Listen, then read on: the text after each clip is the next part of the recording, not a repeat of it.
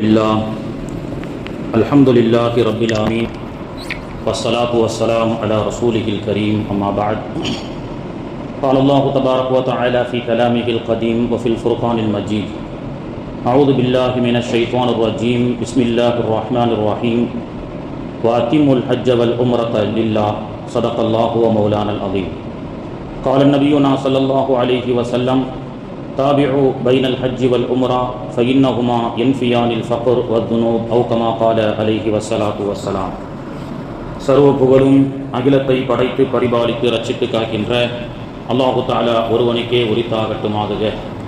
கண்மணி நாயகம் முத்து முஹம்மது முஸ்தபா ரசூலுல்லாஹி ஸல்லல்லாஹு அலைஹி வஸல்லம் அன்னாருடைய ஷஃபாஅத்தை பெறக்கூடிய பாக்கியத்தை மறுமையிலும் அன்னாருடைய துவாவை பெறக்கூடிய பாக்கியத்தை இம்மையிலும் வல்ல ரஹ்மான் நாம் அனைவர்களுக்கும் நசீபாக்கி தருவானாக. ஆமீன் யா ரப்பல் ஆலமீன். புனிதமிகு ரமலானுடைய மாதத்தை கடந்து ஷவ்வாலுடைய மாதத்தின் 2வது ஜுமாவிலே நாம் எல்லாம் வீற்றிருக்கின்றோம். ரமலான் முபாரக்கான மாதத்தை போன்று ஷவ்வாலும் முபாரக் பெற்ற மாதம் என்பதில் எந்த சந்தேகமும் இல்லை. அதனால்தான் அல்லாஹுடைய தூதர் அவர்கள் ஷவ்வாலுடைய மாதத்தில் ஒரு நோன்புக்கு பகரமாக ஒரு நோன்பு வைத்தவர்களுக்கு 2 மாதம் நோன்பு வைத்த நன்மையை தருவான் என்று அல்லாஹுடைய தூதர் அவர்கள் நமக்கு சொல்லிக் கொடுக்கிறார்கள். ஒரு நோன்பு வைத்தால் 2 மாதம் நோன்பு வைத்த நன்மையை பெற்றுத்தரக்கூடிய ஷவ்வாலுடைய மாதமும் பரக்கத்து தான். இந்த சிறப்பான ஷவ்வாலுடைய மாதத்திலே ரமலானுடைய நோன்பை தொடர்ந்து ஷவ்வால் மாதத்தின் 6 நோன்புகள் யார் நோக்கிறார்களோ அவர்களுக்கு வருடம் முழுவதும் நோன்பு வைத்த மாதத்தை அல்லாஹ் தருவான் என்று அல்லாஹுடைய தூதர் அவர்கள் இந்த ஷவ்வாலுடைய மாதத்தை பற்றி சொல்வதன் மூலமாக இதுவும் பரக்கத்து பொருந்திய சிறப்பான மாதம் என்பதில் எந்த சந்தேகமும் இல்லை. அது மட்டுமல்லாமல் ரமலான் முடிந்ததற்கு பிறகு நம்முடைய சமூகம் எல்லாம் திருமணங்கள் ஆங்காங்கே நடத்தி கொண்டிருக்கிறது. எல்லா திருமணங்களிலும் அல்லாஹ் பரக்கத் செய்து அருள் புரிவானாக. அந்த திருமணங்களை எளிய வழியில் நடத்தக்கூடிய செயல்பாடுகள் அமலுக்கு நம்முடைய சமூகம் கொண்டு வருவதற்குண்டான ஆர்வத்தை அல்லாஹு தஆலா தந்து அருள் புரிவானாக. திருமணத்திலேயே பரக்கத்து பெற்ற திருமணத்தை பற்றி அல்லாஹுடைய தூதர் அவர்கள் சொல்லும் பொழுது, பொதுவாக நம்ம எந்த திருமணம் பரக்கத்தான திருமணம் சொன்னால் ஊரில் பெரிய ஹாஜியார் திருமணம் வச்சாங்க, மாஷா அல்லாஹ் 1500 2000 பேர், மாஷா அல்லாஹ் 5000 பேர் வந்தாங்க, 1 டன் கறி போட்டு பிரியாணி செஞ்சாங்க. இதுதான் நடைபெற்ற திருமணங்கள்லேயே பரக்கத்தான திருமணம். மண்டப வாடகை மட்டும் 50 லட்சம் ரூபா, மாஷா அல்லாஹ் மாஷா அல்லாஹ். பத்திரிகை மட்டும் மாஷா அல்லாஹ் 250 ரூபா, மாஷா அல்லாஹ். ஒவ்வொரு பிரியாணியிலும் பிரியாணிக்குள்ள கறியா கறிக்குள்ள சோறா என்று சொல்லக்கூடிய அளவுக்கு மாஷா அல்லாஹ் சிறப்பாக இருந்தது. இதுதான் பரக்கத்தான திருமணம் அப்படின்னு நம்ம சொல்லுவோம். ஆனால் அல்லாஹ்வுடைய தூதர் சஹாபாக்கிற இடத்துல இப்படி சொல்றாங்க, பரக்கத்து நிறைந்த திருமணம் எது தெரியுமா? நாம பரக்கத்துனா நிறைய காசு, பெரிய ஆடம்பரங்கள், பங்களாக்கள், பெரிய மாளிகையில் வைத்து, இப்பெல்லாம் கல்யாணம் என்பது தரையில் வைத்து நடக்கிறத விட கப்பல்ல திருமணம், ஃப்ளைட்ல திருமணம், ஜோடி மணமகன் ஃப்ளைட்ல ஏரோப்ளைன்ல இறங்குறது, அதாவது ட்ரோன்ல இறங்குறது, இதெல்லாம் இந்த மாதிரிலாம் ஒரு ரொம்ப அதிகமான செலவினங்கள். திருமணத்திற்கென்றே பல லட்சங்கள் கோடிகள் செலவு செய்யக்கூடியதை நம்ம பார்த்து வருகின்றோம் சமீப காலமாக. ஆனால் இஸ்லாம் அப்படி கற்றுக் கொடுக்கவில்லை. அல்லாஹுடைய தூதர் அவர்கள் சொன்னாங்க, பரக்கத்து நிறைந்த திருமணம் எது தெரியுமா? எந்த திருமணத்துல செலவினங்கள் குறைவாக இருக்கிறதோ அதில் தான் பரக்கத் என்று சொன்னார்கள். நாம நினைக்கிறதுக்கு நேர் மாற்றம். நாம பல கோடி செலவு செஞ்சிருக்கிறாங்க ஹாஜியார் வீட்டில், அந்த கல்யாணம் பரக்கத்து நாம நினைக்கிறோம். ஆனால் அல்லாஹுடைய தூதர் அவர்கள் சொல்றாங்க, எந்த திருமணம் குறைவான செலவில் நடக்கிறதோ, நிறைய நன்மக்கள் கலந்து கொண்டு முகம் சுளிக்காமல் அந்த திருமணத்திற்காக துவா செய்துவிட்டு செல்கிறார்களோ அந்த திருமணம் தான் பரக்கத் என்ற அடிப்படையில் அல்லாஹுடைய தூதர் அவர்கள் சொன்னார்கள். அல்லாஹு தஆலா அப்படிப்பட்ட திருமணங்கள் நம்முடைய சமூகத்தில் அரங்கேறுவதற்கும் அதுபோன்று திருமணம் நடத்துவதற்குண்டான ஈமானையும் ஹிதாயத்தையும் அல்லாஹ் நம்முடைய சமூகத்திற்கு தந்து அருள் புரிவானாக. திருமணங்கள் என்ற பெயரிலே நடக்கக்கூடிய அலிச்சாட்டியங்கள், அநியாயங்களை விட்டும் அல்லாஹு தஆலா நம்முடைய சமூகத்தையும் அல்லாஹ் பாதுகாப்பானாக. அப்படி ஷவ்வாலுடைய மாதத்திலே தேங்கி கிடந்து தேர்வு செய்யப்பட்ட ரமலான் முடிந்ததற்கு பிறகு திருமணம் என்று ஷவ்வாலுடைய மாதத்திலே ஆங்காங்கே திருமணங்கள் நடைபெற்றுக் கொண்டிருக்கிறது. அந்த திருமணங்கள் எல்லாம் அல்லாஹ் பரக்கத் செய்யணும். ஏன் அந்த திருமணம் சம்பந்தப்பட்ட செய்தியை சொல்கின்றேன் என்றால், அல்லாஹுடைய தூதர் ஸல்லல்லாஹு அலைஹி வஸல்லம் அவர்களுக்கும் ஆயிஷா ரலியல்லாஹு அன்ஹா அவர்களுக்கும் திருமணம் முடிந்த மாதமும் ஷவ்வாலுடைய மாதம் தான். இப்படியாக ஷவ்வாலை பற்றிய பரக்கத்துகளை சொல்லிக் கொண்டே செல்லலாம். மாநபி அவர்களுடைய திருமணம் நடைபெற்றது ஷவ்வாலுடைய மாதம். ஷவ்வாலுடைய மாதம் ஒரு நோன்புக்கு பகரமாக 2 மாதம் நோன்பு வைத்த நன்மையை அல்லாஹ் தருகின்றான். அதற்கு அடுத்த சிறப்பு என்னவென்றால், வஃதுல்லா என்று சொல்லக்கூடிய இறை இல்லத்திற்கு காபாவிற்கு செல்லக்கூடிய விருந்தாளிகள், ஹாஜிகள் எல்லாம் தன்னுடைய பயண ஏற்பாட்டை எதிர்பார்த்து கொண்டிருக்கக்கூடிய, ஹஜ்ஜிக்காக செல்ல இருக்கக்கூடிய சிறப்பான ஒரு செயல்களில் ஈடுபட்டு கொண்டிருக்கின்றார்கள். அந்த ஹாஜிகளை எல்லாம் சந்தித்து நம்மால் அவர்களுக்கு முடிந்த சேவைகளை செய்து அவர்களை வழி அனுப்பக்கூடிய சிறப்பான சங்கையான நிகழ்வுகளும் இந்த ஷவ்வாலுடைய மாதத்தில் துவங்குகிறது. அதன் அடிப்படையில் வருடா வருடம் நம்முடைய மஹல்லாவை சார்ந்த ஊரை சார்ந்த நிறைய மக்கள் வஃப்துல்லாவாக ஹஜ்ஜிக்காக வருடா வருடம் சென்று கொண்டே இருக்கின்றார்கள். என்ன அற்புதம் என்று சொன்னால், ஒரு வருடம் வழி அனுப்பி வைக்க வந்தவர்கள் அல்லாஹ்வுடைய அந்த துவா பரக்கத்தை கொண்டு அடுத்த ஆண்டுகளோ சில ஆண்டுகளுக்கு பிறகு அவர்கள் வழி அனுப்பி வைக்கப்படுகிறார்கள். ஹாஜிகளை வழி அனுப்ப பள்ளிவாசலுக்கு வந்து வழி அனுப்புகின்றோம், ஏர்போர்ட்டுக்கு சென்று வழி அனுப்புகின்றோம், அவருடைய வீட்டுக்கு சென்று அவரிடத்திலே நாம் வாழ்த்துக்களை கூறி பயணத்திற்குரிய துவாவை நாடி நாம் அவர்களை சந்திக்கின்றோம்.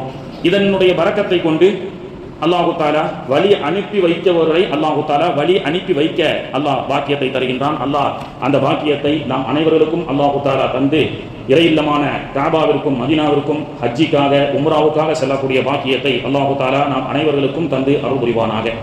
கண்ணியத்திற்குரியவர்களே, பொதுவாக இஸ்லாம் கொடுக்கப்பட்ட கடமையை வெறும் கடமையாக மட்டும் நாம் பார்க்காமல் அதனுடைய உள் அர்த்தங்கள் என்ன, அதன் மூலமாக அல்லாஹ் இந்த சமூகத்தை எப்படி கட்டமைக்கின்றான் என்பதை நாம் புரிந்து கொள்ள வேண்டும். அல்லாஹுடைய தூதர் அவர்கள் 40வது வயதிலே நுபுவத்தை மார்க்க பிரச்சாரத்தை துவங்கினார்கள். அப்படி அல்லாஹுடைய தூதர் அவர்கள் இந்த மார்க்கத்தை ஏகத்துவத்தை சொல்லிய ஆரம்ப காலத்திலிருந்து 10 வருஷத்துக்கு பிறகுதான் தொழுகையை அல்லாஹ் கடமையாக்குகின்றான். 12 வருஷத்துக்கு பிறகுதான் நோன்பு கடமையாக்கப்படுகிறது. அந்த நோன்பை ஒட்டித்தான் ஜகாத்து கடமையாக்கப்படுகிறது. 16 வருஷத்துக்கு பிறகுதான், அதாவது ஹிஜ்ரி 6ஆம் ஆண்டுதான் உம்ரா நடைமுறை செய்யப்பட்ட ஆயத்து இறங்குகிறது. 19 வருஷத்துக்கு பிறகுதான், அதாவது ஹிஜ்ரி 9வது ஆண்டுதான் ஹஜ்ஜி கடமையாக்கப்பட்ட ஆயத்து ஹஜ்ஜி கடமை என்று செயல்பாட்டிற்கு இந்த மார்க்கம் கொண்டு வருகிறது. அப்போ அல்லாஹ்வுடைய தூதர் அவர்கள் 10 ஆண்டுகளாக செய்த புரட்சி என்ன? 10 ஆண்டுகளாக தொழுகை கடமையாக்கப்படவில்லை, நோன்பு கடமையாக்கப்படவில்லை, ஜகாத்து கடமை ஆக்கப்படவில்லை, உம்ரா ஹஜ்ஜினுடைய நடைமுறை கடமைகள் சுன்னத்துகள் எல்லாம் விதியாக்கப்படவில்லை. 10 ஆண்டுகளுக்கு பிறகு 10வது ஆண்டுல அல்லாஹ்வுடைய தூதருடைய 59 அல்லது 60 நெருக்கத்தில் தான் தொழுகையை அல்லாஹ் கடமையாக்கினான்.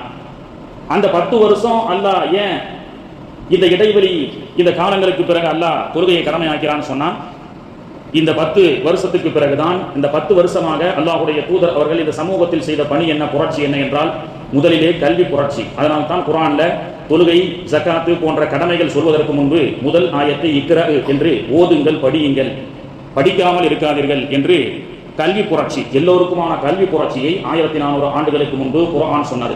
இந்த 10 ஆண்டுகள்ல அல்லாஹ்வுடைய தூதர் அவர்கள் இந்த கல்வி புரட்சி செய்த காரணத்தினால் எழுத படிக்க தெரியாத படிப்பறிவு இல்லாத உம்மி மக்கள் என்று சொல்வார்கள். உம்மியங்களாக, படிப்பறிவு எழுதவும் தெரியாது படிக்கவும் தெரியாது.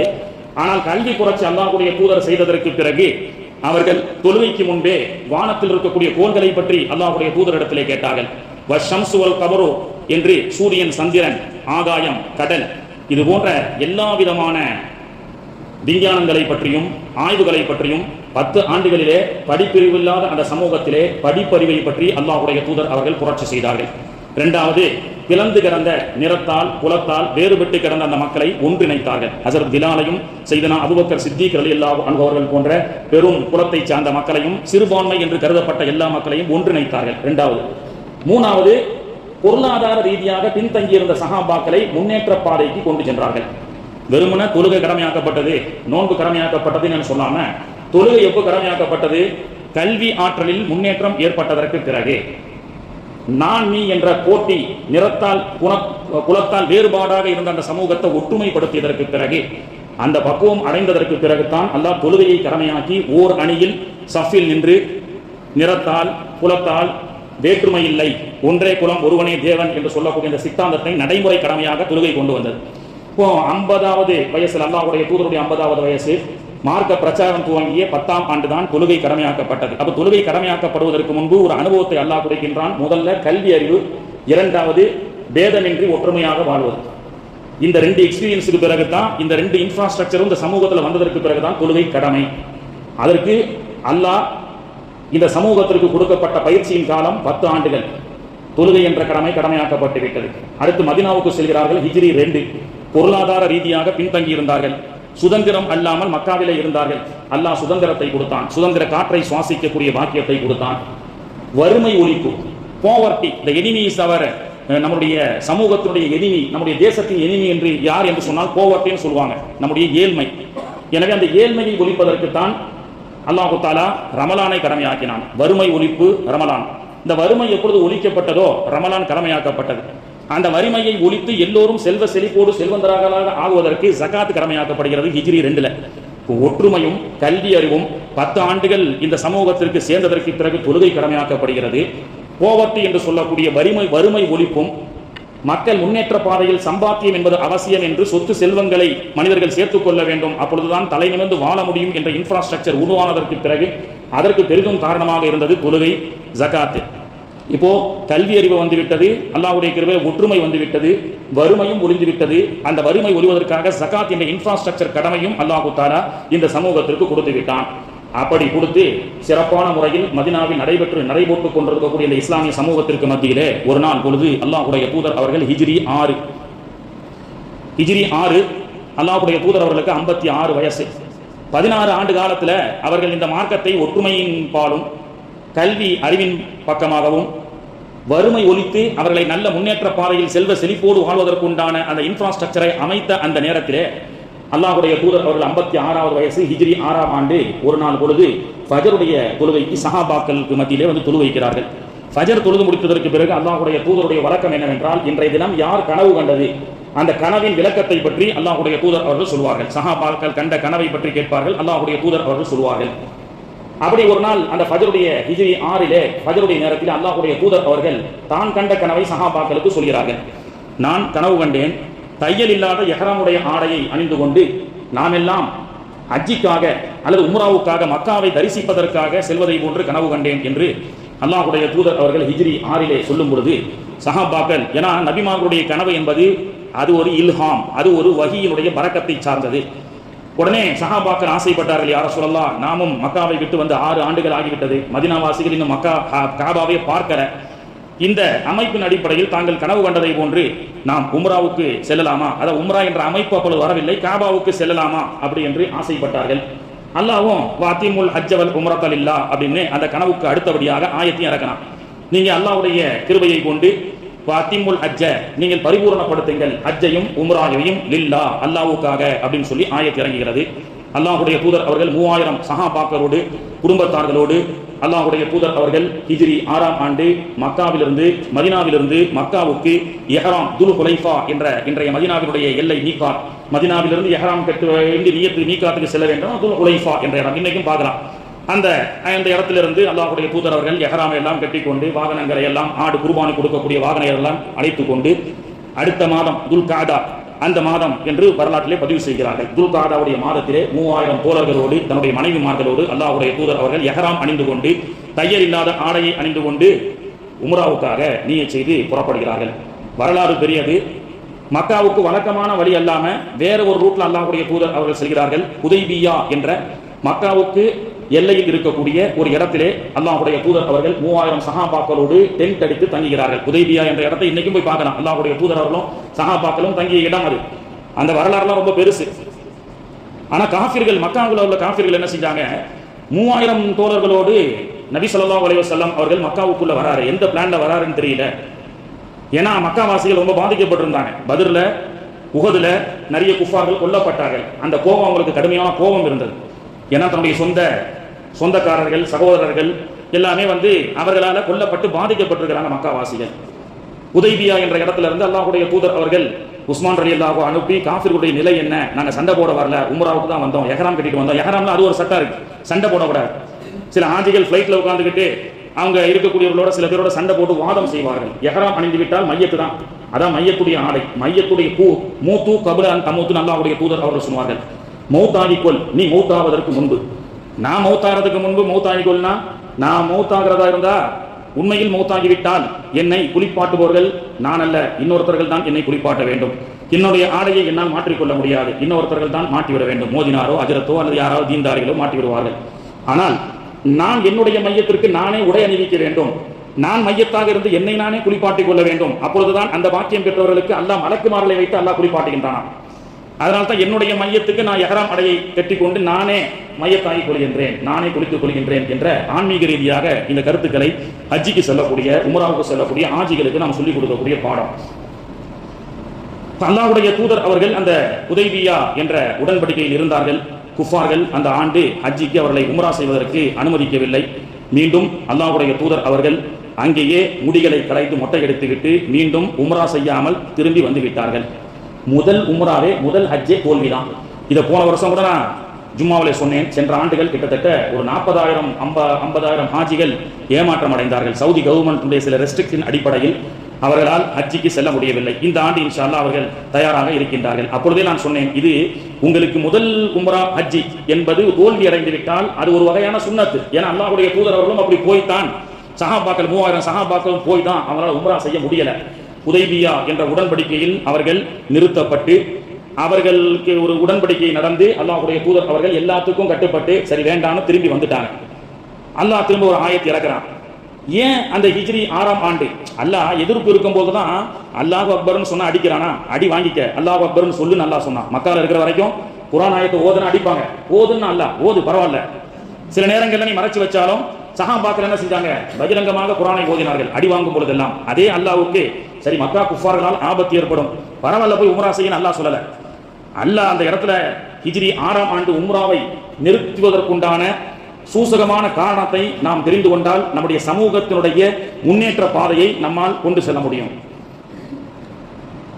அடித்தால் அடி வாங்கி கொண்டு தொழு என்று மக்காவிலே தொழுத சஹாபாக்களை அடித்தாலும் பரவாயில்லை, கொன்றாலும் பரவாயில்ல, ஈட்டி முனையில் நின்றாலும் ஈமானை ஈமானோடு இரு என்று சொன்ன அல்லாஹ் அந்த ஹிஜ்ரி 6ஆம் ஆண்டு மக்காவுக்காக உம்ராவுக்காக இஹ்ராமோடு சென்று அந்த நபி ஸல்லல்லாஹு அலைஹி வஸல்லம் அவர்களையும் 3000 சஹாபாக்களையும் வேண்டாம் திரும்பி வந்துருங்கன்னு அல்லாஹ்வுடைய தூதர் மூலமாக அல்லாஹ் சொல்லக்கூடிய விஷயம் என்னவென்று சொன்னால்,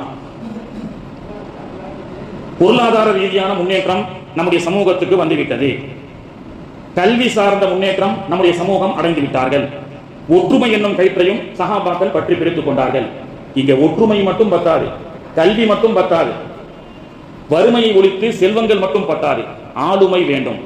உங்களிடத்துல இன்னும் அந்த ஆளுமை வரவில்லை, சுதந்திரம் அடையவில்லை, சுதந்திர காற்றோடு சென்று நீங்கள் ஹஜ் உம்ரா செய்யுங்கள். எனவே அந்த ஃபத்ஹே மக்கா என்று சொல்லப்படக்கூடிய ஹிஜ்ரி 9வது ஆண்டு நீங்க மக்காவை வந்து உங்களுடைய கஸ்டடியில கொண்டு வந்து குஃபார்கள் எல்லாம் அங்கே வெளியேற்றப்பட்டு மக்காவுடைய சாம்ராஜ்யம் உங்களுடைய கைகளில் வந்ததற்கு பிறகு நீங்கள் ஹஜ்ஜை உம்ராவை நிம்மதியாக செய்யுங்கள் என்று அல்லாஹ் சொல்வதன் மூலமாக இந்த சமூகத்திலே கல்வி அறிவு ஒற்றுமைக்கு பிறகு இந்த இன்ஃப்ராஸ்ட்ரக்சர் நிறைவேற்றியதற்கு பிறகு துருவுங்கள் என்று அல்லாஹ் சொன்னான். வறுமையை நீக்குவதற்காக நோன்பை அல்லாஹ் கடமையாக்கினான். அந்த வறுமை நீக்குவதற்குண்டான இன்ஃப்ராஸ்ட்ரக்சரான ஜகாத் கடமையை அல்லாஹ் நிறைவேற்றி வறுமையை போக்கி செல்வ செழிப்பை இந்த சமூகத்திற்கு கொடுத்த அல்லாஹ் ஹிஜ்ரி 6ஆம் ஆண்டு வரை ஆளுமை, மக்காவுடைய ஆளுமை உங்களிடத்தில் இல்லை, விரைவில் அது உங்களுக்கு வரும், அது வந்ததற்கு பிறகு ஹஜ் செய்யுங்கள் என்று அல்லாஹ் சொல்வதன் மூலமாக இந்த 5 கடமைகள் 5 இன்ஃப்ராஸ்ட்ரக்சரை நம்முடைய சமூகத்திற்கு சொல்லிக் கொடுக்கிறது. ஒவ்வொரு அனுபவத்திற்கு பிறகுதான் சில விஷயங்கள் நமக்கு தெரிய வரும் என்பது நம்முடைய முன்னோர்கள் நமக்கு சொல்லிக் கொடுத்தது. 10 ஆண்டுகளுடைய அனுபவத்திற்கு பிறகு தொழுகை, 12 ஆண்டு அனுபவத்திற்கு பிறகு நோன்பு ஜகாத்து, 19 ஆண்டு அனுபவத்திற்கு பிறகு ஹஜ்ஜி உம்ரா. இந்த 4 கடமைகள் கலிமாவை சேர்த்து 5 கடமைகளுடைய இன்ஃப்ராஸ்ட்ரக்சரை செய்வதற்கு அல்லாஹ் இந்த சமூகத்திற்கு உடனடியாக எல்லாத்தையும் மொத்தமா அல்லாஹ்வால் இறக்க முடியும். 6666 ஆயத்துக்களை அல்லாஹ் இறக்கியிருப்பான், இதுதான் கடமை அப்படின்னு சொல்லியிருக்கலாம்.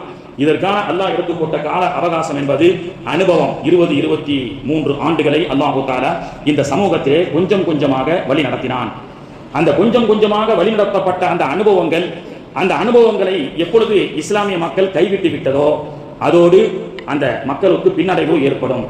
தொப்பி வியாபாரம் செய்யக்கூடிய ஒருத்தன், தொப்பி விற்கக்கூடிய வீடு வீடாக ரோடாக சென்று ஊர் ஊராக சென்று தலைகளில் தொப்பிகளை சுமந்து கொண்டு எல்லா ஊருக்கும் தொப்பி வைக்கக்கூடிய ஒரு தொப்பி வியாபாரி.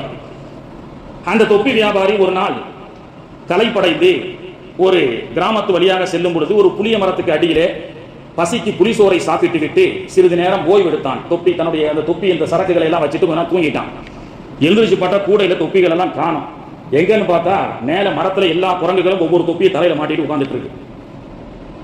தொப்பி எல்லாம் குரங்குகள் எடுத்து மாட்டிட்டு இருக்குன்னு சொல்லி இதை எப்படி எடுக்கிறது அப்படின்னு சொல்லி என்ன செஞ்சான், கல்லை எடுத்து அந்த குரங்கு மீது வீசினான். குரங்கும் தொப்பியை கரட்டாமல் அவன் செய்வதை போன்று கல்லை எடுத்து வீசியது. மறுபடியும் கைகளை கொண்டு குரங்கை நிரட்டினான். இவன் என்னென்ன செய்யறானோ அதையே திரும்ப அந்த குரங்கு செஞ்சுக்கிறது, தொப்பியை கீழே போடுற மாதிரி இல்ல. அப்பதான் நம்ம செய்யறத கரெக்டா குரங்கு செய்துன்னு சொல்லி அவன் தலைமாட்டில் வச்சிருந்த ஒரு தொப்பியை மாட்டி கீழே தூக்கி வீசினான். அதே மாதிரி குரங்குகள் எல்லாம் கீழே தூக்கி வீசியது. நம்முடைய முன்னறிவு, நம்முடைய நுட்ப அறிவை நாம பயன்படுத்தி சாதுரியமாக அந்த குரங்குடைய தொப்பிகளை எல்லாம் கீழே போட்டுச்சு, எடுத்து விட்டு போயிட்டான். அந்த தொப்பி வியாபாரி வயசானதற்கு பிறகு அவன் இறந்து போகக்கூடிய தருவாயிலே அந்த தொப்பி வியாபாரத்தை தன்னுடைய மகனிடத்திலே சொல்லிக் கொடுத்தான். மகனே, என்னுடைய காலம் காலமாக நான் செய்து வந்த அந்த வியாபாரத்தை நீயும் சிறப்பாக செய். சில நுட்பங்களை நான் உனக்கு சொல்லிக் கொடுக்கிறேன், அதை நீ வாழ்க்கையில் கடைபிடித்துக்கொள் அப்படின்னு சொல்லி அந்த நுட்பத்தில் அவன் சொல்லிக் கொடுத்தான். ஒரு நாள் உனக்கு பசி எடுக்கும், புளிய மரத்துக்கு அடியில் புளி சோரத்தை வச்சு சாப்பிட்டு படுத்துருவ, தொப்பிகள் எல்லாம் வச்சிருவ. எந்திரிச்சு பார்த்தா தொப்பி இருக்காது. மரத்துக்கு மேல பார்த்தா குரங்கெல்லாம் தொப்பிய போட்டிருக்கும். குரங்கு சாமாத்தியமா தொப்பியை திருப்பி கொடுக்காது. நீ கல் எடுத்து அடி, அதுவும் திருப்பி அடிக்கும். நீ கையை ஓங்கு, அதுவும் போங்கும். நீ மிரட்டு, அதுவும் மிரட்டுவதை போன்று ஜாவலா செய்யும். பிறகு ஒன்றிடத்தில் இருக்கக்கூடிய தொப்பி எடுத்து கீழே போடு, அதை போட்டுரும். இந்த இதை மட்டும் நீ என்னைக்கும் மறக்காதப்பா அப்படின்னு சொல்லி அவர் செத்து போயிட்டார். அதே போன்று அவனும் வியாபாரத்தினுடைய அனுபவத்திலே அதே போன்று பசி எடுத்தது, புலிமரத்துக்கு அடியிலே புலிசோரை சாப்பிட்டு விட்டு படுத்து தூங்கினான். அப்பா சொன்னதை போன்று குரங்குகள் எல்லாம் தொப்பியை தலையில் மாட்டிக்கொண்டு மேலே இருந்தது. சரி, அப்பா தான் நமக்கு சொல்லி கொடுத்துருக்கிறார அப்படின்னு சொல்லி கல்லை தூக்கி அடித்தான். குரங்கும் கல்லை தூக்கி அடித்தது. அடிப்பதை போன்று பாவலா செய்தான், அதுவும் கையை ஓங்கியது. தொப்பியை எடுத்து கீழே போட்டான், தொப்பி எதுவும் கீழே போடல. அவனுக்கு ஆச்சரியம், அப்பா சொல்லி கொடுத்த மாதிரி கல்லை தூக்கி போட்டான், அதுவும் கல்லை தூக்கி போடுது, எல்லாமே செய்யுது. தொப்பி எடுத்து கீழே போடுறான், தொப்பி எடுத்து கீழே போடல. இவன் குழப்பத்திலேயே அப்பா சொல்லி கொடுத்த அந்த நுண்ணறிவு நமக்கு இப்ப பயன்படவில்லையே அப்படின்னு சொல்லி தொப்பி எடுத்து போடுறான். கேட்கிற மாதிரி இல்லை. அப்ப அதுல இருந்து ஒரு குரங்கு சொல்லிச்சான், உங்க அப்பா எப்படி உனக்கு டெக்னிக்கலை கத்துக் கொடுத்தாரோ எங்க அப்பாவே எங்களுக்கு சொல்லி கொடுத்துட்டாரு. இந்த மாதிரி ஒரு தொப்பி வியாபாரி வருவான், புலிசோறு சாப்பிட்டு புலி மரத்துக்கு அடியில தூங்குவான், நம்மள அவன் செய்யற மாதிரியே செய்ய சொல்லுவான். அதே மாதிரி தொப்பியை தூக்கி கீழே போட சொல்லுவான், நீயும் போற்றாத அப்படின்னு சொல்லி உங்க அப்பா சொல்லி கொடுத்த மாதிரி எனக்கும் எங்க அப்பா சொல்லி கொடுத்துருதான் செத்து போயிருக்காருன்னு அந்த குரங்கு சொல்லியதாக ஒரு சிறு கதையிலே சொன்னாலும், இது உதாரணத்துக்காக சொல்லப்பட்ட கதையாக இருந்தாலும், ஒருமனையே ஒரு குரானையும் மார்க்கத்துடைய கடமைகளையும் ஒரு கடமையாக ஒரு மூசா அலைஹிஸ்ஸலாமுடைய வரலாற்றில் அல்லாஹ் திரும்ப திரும்ப சொல்றாங்க. உலகத்திலே மிகப்பெரிய குடியவன் ஃபிரௌன், அவருடைய வரலாறு குரான்ல அல்லாஹ் சொல்லிட்டே இருக்கிறான். நாமளும் அது 3 இடத்துல 4 இடத்துல, ஒரு இடத்துல கிடையாது. மூசா அலைஹிஸ்ஸலாமுக்கும் ஃபிரௌனும் செய்த அந்த சாம்ராஜ்ய வரலாறை அல்லாஹ் குரான்ல ஒரு இடம் 2 இடம் இல்ல, ஒரு இடம் 2 இடம் இல்ல, 2-3 இடத்துல சொல்றான். அதுவும் நம்ம வரலாற்றாவே பார்த்துட்டு போறோம். என்னைக்குமே அல்லாஹ் தஆலா 5000 ஆண்டுகளுக்கு முன்பதாக இப்ராஹிம் அலைஹிஸ்ஸலாம் செஞ்ச தியாகத்தையே நமக்கு செயல்பாட்டில் ஹஜ்ஜாக குர்பானியாக அல்லாஹ் சொல்லி கொடுக்குறான். மூசா அலைஹிஸ்ஸலாமுடைய வரலாறையும் அல்லாஹ் நிறைய விஷயத்துல சொல்றான். காரூன், ஹாமான் போன்ற வரலாற்றையும் சொல்றான். ஒரு வரலாற்றை ஒரு கதையாக ஒரு சரித்திர நிகழ்வுகளாக மட்டும் பார்க்காமல் அதை ஏன் வாழ்க்கையினுடைய தேவையாக பார்க்கக்கூடாது? இந்த குரங்கினுடைய தொப்பியை கற்றுக் கொடுத்த அந்த அப்பா சொல்லிக் கொடுத்ததை போன்று ஒரு மிகப்பெரிய வரலாற்று முன்னோர்களுடைய வரலாறுகளை எல்லாம் குர்ஆன் நமக்கு சொல்லிக் கொடுக்கிறது என்று சொன்னால் அதெல்லாம் நமக்கு பாடம். ஃபிரௌனுடைய வரலாறு மட்டும் எடுத்துக்கோங்க. அன ரப்புக்குமுல் ஆலான்னு சொன்னான், வேற ஒன்றும் சொல்லல. அன ரப்புக்குமுல் ஆலா, நான் தான் இந்த பிரபஞ்சத்தை படைத்த கடவுள், நான் தான் கடவுள் அப்படின்னு சொன்னான். மூசா அலைஹிஸ்ஸலாம் கேட்டாங்க, நீ தான் கடவுள் என்பதற்கு என்ன அத்தாட்சி? தோ ஒரு கைதியை சாகடிக்கின்றேன், ஒரு கைதியை உயிரோடு விடுகின்றேன். யுஹ்யி வ யுமீத். அல்லாஹ் சொல்றான், நான் நினைத்தால் சிலர்களை நான் தான் ஹயாத்தை கொடுக்கின்றேன், மூத்தை கொடுக்கின்றேன் அல்லாஹ் சொல்றான்ல. அந்த தத்துவத்தை ஃபிரௌன் என்ன சொன்னா, நான் நினைத்த அடிமையை கொலை செய்கின்றேன். அன யுஹ்யி வ யுமீத், நான் தான் மௌத்தானவர்களை மௌத்தாக்குகின்றேன், நான் தான் ஹயாத்தை கொடுக்கின்றேன் என்று சொன்னான். மூசா அலைஹிஸ்ஸலாம் கிழக்கில் உதிக்கக்கூடிய சூரியனை உன்னால் மேற்கில் உதவி வைக்க முடியுமா என்று கேட்டார்கள், தோல்வி அடைந்தான். இப்போ உலகத்தில் இருக்கக்கூடிய இஸ்ரேலிய தலைவர்களும் அமெரிக்க தலைவர்களும் இன்று இருக்கக்கூடிய ஈரான் இஸ்ரேல் அதிபராக இருக்கட்டும், அமெரிக்க அதிபராக இருக்கட்டும், கடந்த சில 50 ஆண்டுகளாக அதைத்தானே சொல்லி வந்தார்கள். இவருடைய முன்னோன் சொன்ன அன ரப்புக்குமுல் ஆலா, நான் தான் கடவுள்னு ஃபிரௌன் சொன்னான். அவன் நாடியவர்களை கொலை செய்தான், அவனுக்கு சலாம் போடுபவர்களுக்கு வாழ்க்கையை கொடுத்தான். அதைத்தானே இன்னைக்கு அமெரிக்க ஏகாபத்திய இஸ்ரேலுடைய இந்த ஆட்சியாளர்கள் 40 ஆண்டுகளாக சொல்லிக் கொண்டிருந்தார்கள். நாங்கள் எங்களுக்கு அடிபணிந்த வளைகுடா நாடுகளுக்கு நாங்கள் செல்வ செழிப்பை கொடுப்போம், அவர்களை வாழ வைப்போம். எங்களுக்கு அடிபணியாத மக்களை ஈராக் சதாம் ஹுசைனை அழிப்போம், ஈராக்கினுடைய பலத்தை சுரண்டுவோம், பலஸ்தீன மக்களை கொத்து கொத்தாக கொன்று குவிப்போம். அப்போ ஃபிரௌன் நான் கடவுள்னு சொல்லி செஞ்சான். இவன் கடவுள்னு மட்டும் செஞ்சா மக்கள் ஏற்றுக்கொள்ள மாட்டான்னு சொல்லி கடவுள்னு மட்டும் தான் சொல்லல. ஆனால் கடவுள் தான், நாங்கள் இந்த உலகத்துடைய கடவுள் தான் என்று தற்பெருமையோடு வாழ்ந்த இந்த மக்களுக்கு ஈரான் என்ற மூசா அலைஹிஸ்ஸலாம் செய்த அந்த புரட்சியை ஈரானுடைய மக்கள் இன்னைக்கு செய்து கொண்டிருக்கின்றார்கள். அதுதான் உண்மை. ஒரு மூசா அலைஹிஸ்ஸலாம் ஃபிரௌனுடைய புரட்சி எல்லாம் வரலாறு அல்ல. இன்னைக்கு 40 ஆண்டுகளாக பொருளாதார தடை விதித்திருந்தது உலக அமெரிக்க சர்வாதிகார ஆட்சியாளர்கள், இஸ்ரேலுடைய ஆட்சியாளர்கள். 40 ஆண்டுகள் தன்னுடைய நாட்டினுடைய பொருளாதாரத்தை முடக்க நினைத்தார்கள். 40 ஆண்டுகளாக நம்முடைய நாட்டினுடைய பொருளாதாரத்தை எங்கெல்லாம் உலகத்தில் இருக்கின்றதோ எல்லாத்தையும் முடக்கினார்கள். உலக சந்தையை, வியாபாரத்தை எங்கள் தேசத்தை விட்டும் தடுத்தாலும் எங்களுக்கு குர்ஆனுடைய வழி இருக்கிறது என்ற அந்த இன்ஃப்ராஸ்ட்ரக்சரோடு நடைபோட்ட காரணத்தினால் தான் அமெரிக்கா என்ற ஒரு மிகப்பெரிய சக்தி வாய்ந்த நாடோடு, உலகம் பயப்படக்கூடிய ரவுடிகளோடு இன்னைக்கு ஈரான் மோதிக்கொண்டிருக்கிறது என்று சொன்னால் இது அல்லாஹ் கற்றுக் கொடுத்த புரட்சி.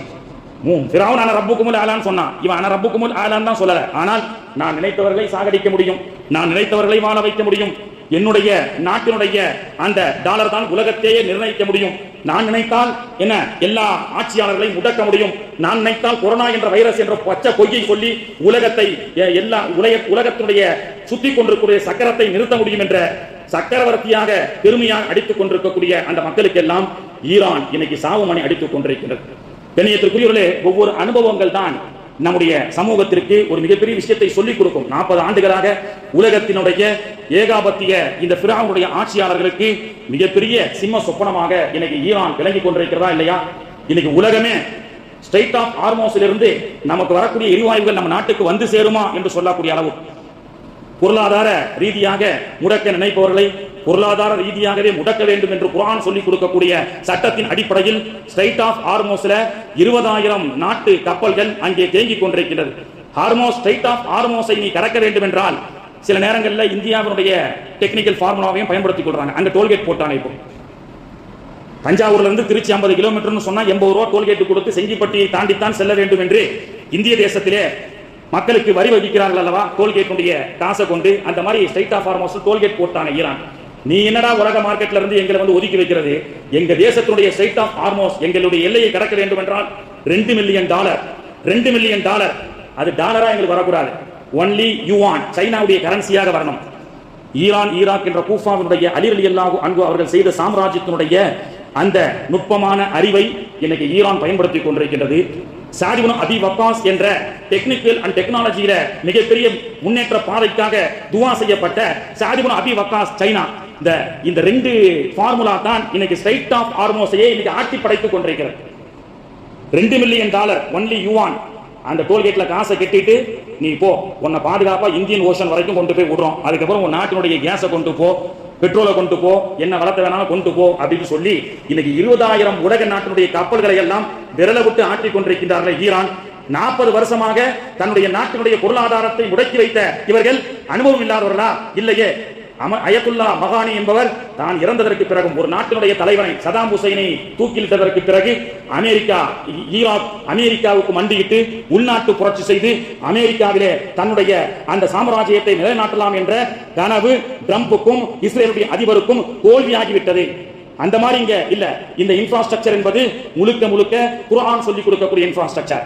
முழுக்க முழுக்க இந்த போர் என்பது அல்லாஹ் ரசூல் காட்டி கொடுத்த போர், போர் தர்மம். ஒரு வளைகுடா நாட்டில் ஒரு மிகப்பெரிய கிடங்கை அவர்கள் பாம்பு வைத்து அளிக்கும் பொழுது 2 அப்பாவி மக்கள் இறந்திருக்கிறார்கள். 2 அப்பாவி மக்கள், இந்தியர்கள் என்று நினைக்கின்றேன். அந்த 2 அப்பாவி மக்கள் இறந்ததற்கு ஈரான் மன்னிப்பு கேட்கிறது. எங்களுடைய இலக்கு உங்களை அழிப்பதற்கு அல்ல, இந்த பொருளாதார கிடங்குகளை அழிப்பதுதான். இதுதான் போருடைய தர்மம். இந்த 2 இறந்த மக்களுக்கு நியாயம் கேட்கின்றேன் என்ற பேரிலே உலகத்திலே அமெரிக்காவுக்கு ஒத்துவதக்கூடிய நாடுகள் அப்பாவி மக்களை அழிக்கின்றீர்களே என்று ஈரானை பார்த்து கேட்கக்கூடிய இதே உலக மக்கள் பலஸ்தீன்ல கொத்து கொத்தாக மக்களை அழித்தார்களே, கேட்பதற்கு நாதி இருந்ததா? இல்லை. அப்ப அன ரப்புக்குமுல் ஆலான்னு ஃபிரௌன் சொன்னா, இவன் அந்த வார்த்தையை மட்டும் சொல்லல, அந்த மாதிரி உலகத்தில் நடந்து கொண்டிருக்கின்றான். மூசா அலைஹிஸ்ஸலாமுடைய செய்த அந்த சாம்ராஜ்ய புரட்சியை இன்னைக்கு ஈரான் செய்து கொண்டிருக்கின்றது. அப்போ அனுபவங்கள், அதுதான் குர்ஆனுடைய அனுபவம் வேண்டும்னு சொல்றது. வெறுமனே நம்முடைய சமூகத்துல படிப்பு, வெறுமனே நம்முடைய சமூகத்தில் ஒற்றுமை, வெறுமனே நம்முடைய சமூகத்தில் வறுமை இல்லாத வறுமை ஒழிப்பு, பொருளாதார முன்னேற்றம், அதையும் தாண்டி ஹஜ் என்ற கடமை எப்பொழுது நமக்கு சமூகத்துக்கு மத்தியிலே ஆளுமை தந்ததற்கு பிறகு ஹஜ்ஜை அல்லாஹ் கடமையாக்கினானோ அதே போன்று இந்த 40 வருஷத்துல இருக்கப்பட்ட அனுபவங்கள் என்னங்க? நம்முடைய சமூகத்திலேயே பல கூறுகளாக பிரிந்து இந்த 40 வருஷமா ஒவ்வொரு அணியும் ஒவ்வொரு கட்சியில் இருக்கக்கூடியதை பார்த்தோம். ஆனால் கொஞ்சம் சந்தோஷம் வருகிறது. இந்த 40 வருஷத்துல பல அடிகள், சில அடிகள்ல பல அடிகளை வாங்கியதற்கு பிறகாவது வருகின்ற தேர்தலிலே எல்லோரும் ஒரு கொடியின் கீழ் இஸ்லாமிய மக்கள் இருக்கிறார்கள் என்ற பொழுது கொஞ்சம் சற்று சந்தோஷமாக இருக்கிறது. அடி வாங்கியதற்கு பிறகுதான் தொப்பியை தூக்கி போடலாமா வேணாமா என்ற ஒரு உணர்வு நம்முடைய சமூகத்திற்கு வந்திருக்கின்றது. அல்லாஹ்வுடைய கிருபையில் எல்லாரும் துஆ செய்வோம். கிட்டத்தட்ட 13 வேட்பாளர்கள் ஒரே கொடியின் கீழ் இஸ்லாமியர்களாக, அவர்கள் பல இயக்கங்களாக இருந்தாலும் இருக்கிறார்கள் என்று சொல்லும் பொழுது அனைவருக்கும் அல்லாஹ் வெற்றியை தர வேண்டும். 13 சட்டமன்ற உறுப்பினர்கள் இன்ஷா அல்லாஹ் இந்த சமூகத்திற்காக குரல் கொடுப்பதற்காக செல்வதற்காக நாம் இன்ஷா அல்லாஹ் துஆ செய்வோம். அதற்காக சிந்தித்து வருகின்ற எலெக்ஷனிலே வாக்களிப்போம். வாக்களிக்கக்கூடிய இது அரசியல் சார்ந்த சட்டம் இல்லை. அரசியல் சார்ந்ததற்காக நான் இந்த ஜும்மாவுடைய பயானுக்கு வரவில்லை, ஹஜ்ஜிக்காகத்தான் வந்தேன். இந்த கடமைகளை வெறுமன கடமையாக பார்க்காமல் இன்ஷா அல்லாஹ் நமக்குண்டான அந்த கண்ணியம் நம்மை தேடி வர வேண்டும் என்றால் நம்முடைய கடமைகளை நாம் சரியான முறையிலே நிறைவேற்ற வேண்டும். வலா தஹினு வலா தஹ்சனு வஅன்துமுல் அலௌன இன் குன்தும் முஃமினீன். அல்லாஹ் சொல்லக்கூடிய வார்த்தை, கவலைப்படாதீர்கள், சங்கடப்படாதீர்கள், நீங்கள் ஒற்றுமையாக ஒரு அடியில் இருக்கும் வரை, மூமின்களாக இருக்கும் வரை என்னுடைய உதவி உங்களுக்கு தேடி வரும். ஒரே ஒரு செய்தியை மட்டும் சொல்லி முடித்துக் கொள்வோம். உமர் ரலியல்லாஹுடைய ஆட்சி காலத்திற்கு பிறகு ஹஜ்ஜிக்காக வெளியூரில் இருந்து வரும் பொழுதெல்லாம் உமர் ரலியல்லாஹு அன்ஹு அவர்கள் யமன் தேசத்திலிருந்து வரக்கூடிய ஹாஜிகளை மட்டும் மக்காவுடைய எல்லையிலேயே நிப்பாட்டி கேட்பார்களாம். எல்லா ஹாஜிகளையும், அதாவது யமன் நாட்டிலிருந்து வரக்கூடிய ஹாஜிகளை எல்லாம் உமர் ரலியல்லாஹு அன்ஹு அவர்கள் விசாரித்து விட்டு வர சொல்வார்கள். உங்கள் கூட்டத்தில் ஹாஜிகளிலே யாருடைய பெயராவது உவைஸ் அப்படி என்பது இருக்கிறதா என்று கேட்பார்கள். எல்லோரும் திரும்பி பார்ப்பார்கள். அப்படி யாரும் இல்லை என்று சொல்வார்கள். எல்லோரும் சென்று விடுவார்கள். இப்படியாக ஒவ்வொரு ஆண்டு ஹஜ்ஜிலும் பல நாட்டிலிருந்து வரக்கூடிய ஹாஜிகள், இந்த பாஸ்போர்ட் சிஸ்டம், விசா சிஸ்டம், இந்த சிஸ்டமேட்டிக் இந்த விஷயம் எல்லாம் அமலுக்கு எப்பொழுது வந்தது? உமர் ரலியல்லாஹு ஆட்சி காலத்துல வந்தது. அது ஒரு பெரிய உமருடைய தி ஃபேக்ட் ஆஃப் உமர் என்று சொல்லக்கூடிய ஒரு மிகப்பெரிய ஒரு சப்ஜெக்ட். இன்னைக்கு அதெல்லாம் நம்ம கைவிட்டுட்டோம். இப்படியாக வருஷம் யமன் தேசத்திலிருந்து வரக்கூடிய ஹாஜிகளை எல்லாம் நிப்பாட்டி உங்களில் யாரும் உவைஸ் என்பவர் இருக்கிறாரா என்று கேட்பார்கள். இல்லை என்று சொல்வார்கள். ஆனால் சில ஆண்டுகளுக்கு பிறகு உமருடைய சாம்ராஜ்யத்தின் கீழ் இந்த உலகம் சுழண்டு கொண்டிருக்கும் பொழுது அந்த வருஷம் ஹஜ்ஜிக்காக ஒரு கூட்டம் வந்தது. வந்த பொழுது வழக்கம் போல் உமர் ரலியல்லாஹு அன்ஹு அவர்கள் உங்களிலே உவைஸ் என்ற பெயருடைய ஹாஜி யாரும் வந்திருக்கிறார்களா என்று கேட்டார்கள். அப்பொழுது அந்த ஹஜ்ஜினுடைய கூட்டத்திலே ஆம் வந்திருக்கிறார்கள், ஆனால் எங்களோடு இல்லை. அவர் எல்லையிலேயே அவரை ஆடுகளை ஒட்டகத்தை மேய்ப்பதற்காக கிளீனராக ஹெல்ப்பராக நாங்கள் கூட்டு வந்திருக்கிறோம். ஒரு ஜனாதிபதி கூட்டு வந்த ஒரு ஹெல்ப்பரை பத்தி, ஒரு அடிமைன்னு வச்சுக்கோங்களேன், ஒட்டகத்தெல்லாம் மேய்ச்சிடுவா, சாப்பாடுனா எடுத்துடுவா அப்படி என்பதற்காக அவரை கையால கூட்டு வந்திருக்கோம் ஹஜ்ஜிக்கு. அவர் ஒன்றும் அவ்வளவு பெரிய ஆள் கிடையாது. ஆனால் அவரை பற்றி உமர் ரலியல்லாஹு அன்ஹு அவர்கள் ஐன உவைஸ்னு கேட்கிறாங்க. சொன்னாங்க, மினா டென்ட் பக்கத்துல இந்த இடத்துல அவர் ஒட்டகத்துடைய சாணத்தை அள்ளி கொண்டிருக்கிறார் என்று சொல்ல உமர் ரலியல்லாஹு அன்ஹு அவர்கள் சென்று அந்த சாணம் அள்ளி கொண்டிருந்த அடிமையாக வந்த யமன் தேசத்திலிருந்து அழுக்கு உடையை அணிந்து வந்த ஒரு ஏழ்மையான அந்த நபி தோழரிடத்திலே அல் அந்த உவைஸ் அப்படின்னு உமர் ரலியல்லாஹு கேட்கிறாங்க.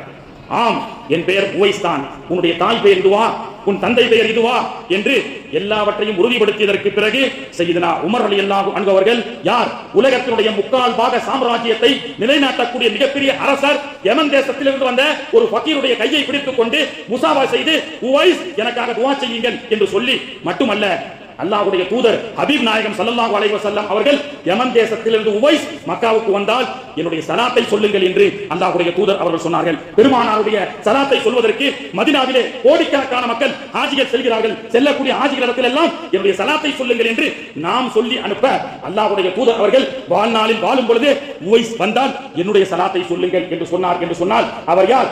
அவர் யமன் தேசத்துடைய அதிபரா? உலகத்தை ஆள இருக்கக்கூடிய மிகப்பெரிய ஜார்ஜ் புஷை போன்ற பெரிய ஏகாபத்திய தலைவரா? இல்லை, அவர் ஒரு அடிமை என்றாலும் அவர் ஒரு இறைநேசர். புகாரிலே இடம்பெறக்கூடிய ஹதீஸ். அப்போ ஹஜ்ஜிக்கு செல்லக்கூடிய ஹாஜிகளிலேயே அல்லாஹ் ஏழையான அடிமைகளுக்கும் சில நேரங்களிலே அல்லாஹ் அந்த பாக்கியத்தை கொடுக்கின்றான். அல்லாஹ் எல்லோருக்கும் அந்த ஹஜ்ஜினுடைய உம்ராவுடைய பாக்கியத்தை அல்லாஹு தஆலா தந்து அருள் புரிவானாக.